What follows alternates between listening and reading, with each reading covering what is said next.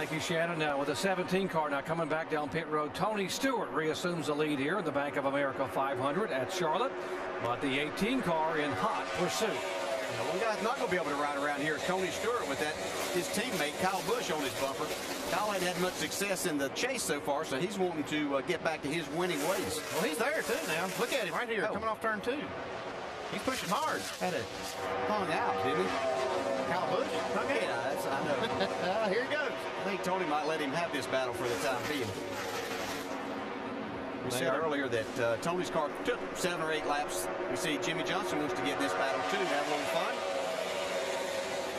I want to get this little Chevy up there and play with those Toyotas. I'll tell you who's impressed me is Clint Boyer. He didn't have a practice, or his practice session went so bad yesterday. He ended up crashing the car, and here they've got it fixed, and he's up here in the top 5. He's really impressive so far. And they were thinking about going to a backup car. NASCAR wouldn't let him because he pancaked the right side of that car. And I hand it to Gil Martin and his whole crew for putting this car out here this competitive today. Yeah, nice job. Couple of cars working their way up. Jeff Gordon and Casey Kane. They are 15th and 14th. Tony Stewart having a little problem off turn 2 now. He gets passed by Jimmy Johnson all of a sudden. 20 car just went straight up the racetrack. If he's got a problem or if he just let Jimmy go, but he went up the racetrack pretty fast and gave the spot to Jimmy. Tony has lost the lead and second spot and that much distance in a lap and a half to Kyle Busch. I think Tony knows he's got a good car. If he has anything right there that's not feeling exactly right to him, then he's not going to press the issue right now. See him wiggle it coming up off the corner like he turned the steering wheel. He's got something he doesn't feel good about. He's trying to feel it out and just see if it's just something that really is a problem or if it's just a funny feel. We saw last night. Jamie McMurray came down pit road, thought he had a flat tire, and the tire really wasn't flat. So Tony wanted to make sure there's nothing wrong before he comes down pit road. Yeah, you can get just a set of tires that there's nothing wrong with them. They just don't match up as well as what you would like, and when you put them on the car, you think everything's there. All the codes and everything tell you that they're just like what you've had on, but it may not feel that way on the car. He's monitored his radio. He's not said a word about it yet. They're probably a lot more concerned than he is right now, actually.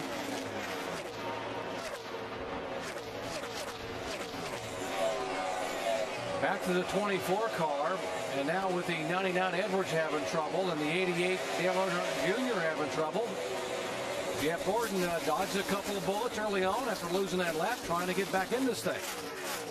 You can see here they are, he and Casey Kane battling with David Rudeman. You can see David's been into the wall earlier in the race. They came down pit road a couple times and worked on it, but he's got himself up there battling. He's in 14th. Right there, Jeff Gordon taking that spot away from him. It's pretty impressive, Jeff Gordon able to drive around with this car as hard as he hit the wall in those first 3 laps 2 different times. No give up in Jeff Gordon right here. He's still going for it. Going for another spot. And we asked Jeff Gordon about that, about not in the top 3, but you know what? Anything's possible here. He's been there before. This hasn't been our best year. We're not one of those top 3 guys. We're not Carl, Jimmy, and Biffle at this point. If competing with those guys is what it's going to take, then we got a lot of work to do. But we did show some signs of that last week at Kansas, and so anything's possible. A 35-race winless streak. He has not won a race since this race a year ago. But as he said there, they started to come on the last 4 or 5 races. Tony's got a problem here. He's getting passed again. More on Tony Stewart. Jamie? Well, he just came over the radio and said, "I'm just loose, guys, loose." Greg Zipadelli said, "We didn't change anything, man, so we need to just keep an eye on it." Tony Stewart continuing to slip back and lose some positions. Yeah, I talked to a few guys after practice yesterday, and they were saying that there's a little bit of inconsistency with the tires. You can have, get your car set up on one set and you change sets of tires and not change anything about your car, and it'd be totally different, whether it was loose or if the car really got to where it wouldn't turn in the center of the corner. So I think that's what Tony is experiencing right now. As you heard Greg Zipadelli say that they did not make any changes on this car that was just dominating before this. That's so frustrating for a crew chief. They have a dominant car. They've led all these laps. They had a 6-second lead before the caution came out. Put a set of tires on it, and now he can't stay hardly in the top 5. He's struggling just to stay there. He's 7th right now. Yeah. Pretty good car in front of him, Brian Vickers in the 83. And you were talking about how you thought this guy could be one of the big-time sleepers tonight. He's always a sleeper at this track. He can sneak up on you. He's very good at this track. Running the high line right now, which is where he really likes to run here. Yeah, he led 61 laps of the race back here in May.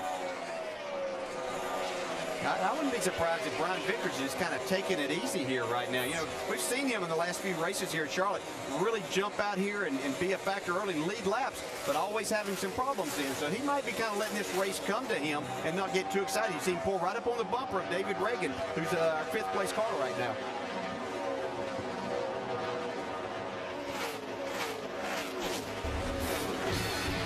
We mentioned the fact that he had such a good car here back in the spring, had led over 60 laps, and then suddenly he had tire issues. Left rear tire and wheel comes off. Yeah, that was really not a tire issue as much as it was a pit crew issue. They didn't get it tight on the pit stop, and he ran it just a little bit longer than he probably should have.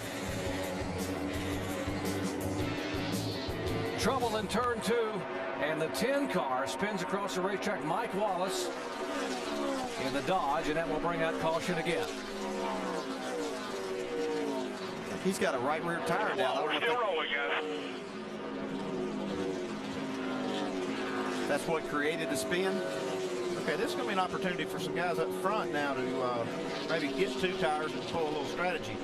These last cautions have come after long runs, and that doesn't open it up much for strategy, but you'll see some here maybe. See what happened to Mike over there in between turns 1 and 2. Out above Jeff Gordon. Yeah, gets into the wall just a little bit there. Yeah, he could have lost a right rear tire. Or actually, they look up right there. He just maybe got loose. They don't like to slide very long before they blow out, so that's why you see the tires down now. That tread rubber is extremely thin. Leaders pitted just lap 105, so just 16 laps to go. You're thinking some of these guys may come in and put some right sides on?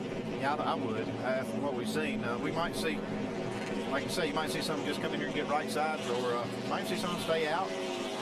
Kyle Busch is going to be the kind of one they'll key off of right here. Yeah, he's taking a pretty big chance with some of the problems that we've seen so far, whether they have an issue or not. I don't think you take that chance at this point in time of the race. You see everybody coming onto pit road right now. Yeah, Kyle Busch, the Pied Piper, they're all going to follow him down.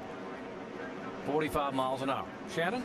No changes for the 6 car of David Reagan. He says it's just a little bit on the free side, but it is starting to come to him, and those guys are on the right side of the number 6 car.